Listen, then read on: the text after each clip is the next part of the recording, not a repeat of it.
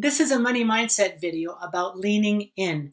So I had a comment from one of my one-on-one coaching clients recently that he had pitched a price to somebody and said, this is how much I want you to invest in yourself to create this result and outcome that we've talked about.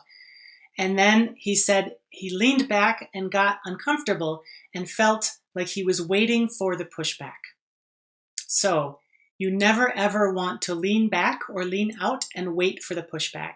If you're expecting pushback, you want to lean in and you want to be there with them and you want to create a structure within which they feel safe and they recognize that it's totally normal and totally okay for them to have questions or not feel sure, and you want them to feel supported. So rather than leaning back and kind of waiting for them to push, you want to lean in and say something like, all right, here's the number. Is that something you're comfortable with? And give them the space to respond to that. And if they say like, oh gosh, that's, whatever, then respond to what they're saying.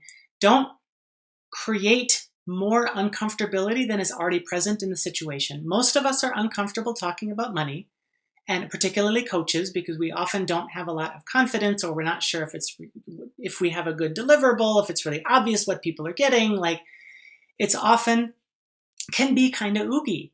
And so you want to create enough lining or delineation so that it's really clear exactly what's happening.